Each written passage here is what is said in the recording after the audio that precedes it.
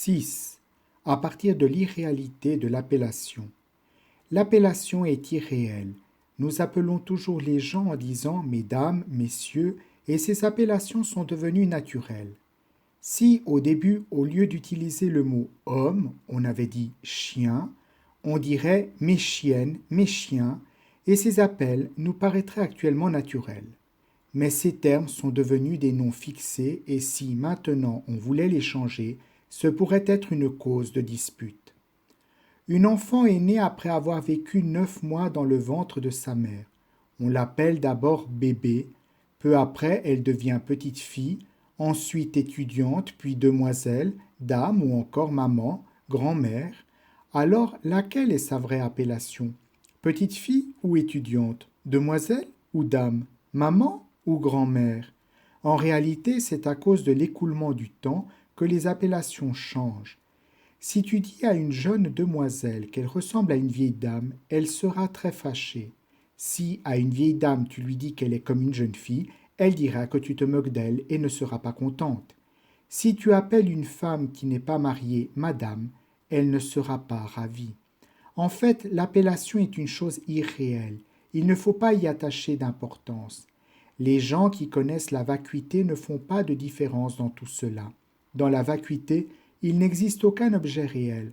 Comment peut-il y en avoir une différence entre bébé, enfant, femme ou homme?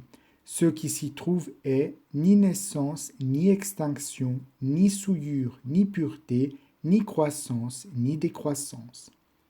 7. À partir de l'irréalité du jugement. Il pleut. Certains pensent, comme c'est ennuyeux, il pleut encore. Pourquoi est-ce ennuyeux? Parce qu'ils n'ont pas de parapluie et que ce n'est pas commode de sortir. Mais pour les paysans, qu'il pleuve est une bonne chose. Et pourquoi? Parce qu'il ne sera pas nécessaire d'arroser leurs plantations. Ainsi, le jugement n'a pas de critère unique. Il y en a qui disent « il est beau »,« il est bien » ou au contraire « il est stupide »,« il est affreux ». Comment peux-tu l'aimer? Ce que tu trouves affreux est peut-être magnifique aux yeux d'un autre. Il pourra même le considérer comme un trésor. C'est pourquoi beau et laid n'ont rien d'absolu. Il n'y a pas de norme pour définir le beau et le laid, pas plus que pour le bon et le mauvais. Dans la vacuité, il n'y a pas de bon ou mauvais, ni de saint ou malsain. Ainsi, se servir d'un cœur indifférent pour faire apparaître la vraie forme, c'est la vacuité. Qu'est-ce que la vacuité? Tous les phénomènes sont nés de causes et conditions. Ils n'ont pas de nature propre. Dans le Sutra du cœur, l'expression « comprendre que les 5 skandhas ne sont que vacuité » veut dire « comprendre que je n'existe pas, que je suis vide ». Autrement dit, c'est le non-moi. Durant la Seconde Guerre mondiale, le président des États-Unis, Franklin Roosevelt, a demandé au grand maître Taishu « Maître Taishu, quelle idée avez-vous pour la paix dans le monde? Comment peut-on instaurer la paix? Qu'en pense le bouddhisme? » Mais Taishu lui a envoyé une réponse courte et simple. Si l'on veut avoir la paix, il faut écarter le moi. D'où vient la guerre? Elle vient du moi qui est égoïste, obstiné et ignorant. Entre les autres et moi subsistent toujours des obstacles. C'est pourquoi nous subissons la guerre. Seul le non-moi peut réussir le grand moi. Écarter le moi ne veut pas dire se tuer ou se débarrasser de ses biens, car cela signifierait que l'on s'attache encore à l'existence du moi. Le non-moi est la sagesse prajna de la vacuité du cœur.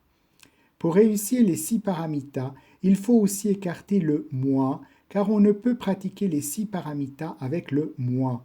Plusieurs dizaines d'années auparavant, j'ai préconisé un concept qui est aussi ma perspective de vie, se servir de l'esprit transcendant pour exercer les travaux mondains. Que signifie l'esprit transcendant? C'est la vacuité, le non-moi. Que signifient les travaux mondains? Ce sont des choses visibles qui se basent sur la vacuité, la merveilleuse existence, née de la vraie vacuité.